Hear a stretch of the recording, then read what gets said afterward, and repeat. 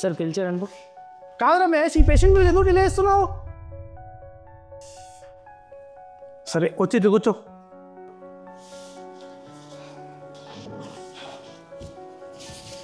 ఏమైంది రమేష్? ఏంటి ప్రాబ్లం ఏంటి? వర్క్ మీద అసలు కాన్సన్ట్రేట్ చేయట్లేదు. ఫైనాన్షియల్ ప్రాబ్లం ఏమన్నా ఉందా? ఎప్పుడు ఇస్తావరా పైసలు? చూస్తున్నాను. ఫ్యామిలీ ప్రాబ్లం ఏమన్నా ఉందా? పిల్లలకి డ్రెస్, నాకు చీర తెమ్మని 3 నెలల్లోనే అడుగుతున్నాను. నీతో సంసారం చేయడం కష్టం.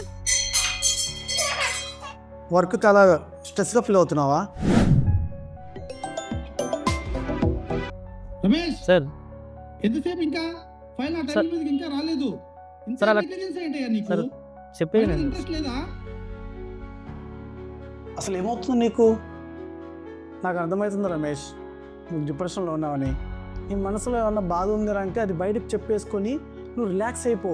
లైఫ్లో పాజిటివిటీని పెంచి వర్క్ లైఫ్ బ్యాలెన్స్ని ఈజీ చేసుకో. ఎంత స్ట్రెస్డ్ అవుట్ ఉంటే లైఫ్లో చాలా కాంప్లికేషన్స్ అవుతుంది. నీకోసం నేను చెప్తున్నాను.